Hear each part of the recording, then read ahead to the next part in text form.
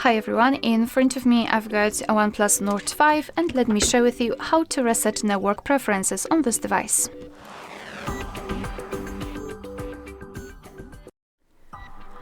So let's begin with opening the settings, and here let me go back.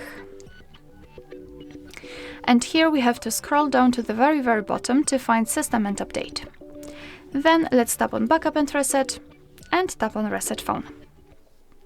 So at the top we've got the option we're looking for, so let's simply tap on it and confirm everything with your screen lock, for example, or fingerprint. Here we've got the information that we will reset everything, so just tap on Reset and wait patiently until you'll get this information. Alright, so that will be all. Thank you so much for watching. Please hit the subscribe button and leave the thumbs up.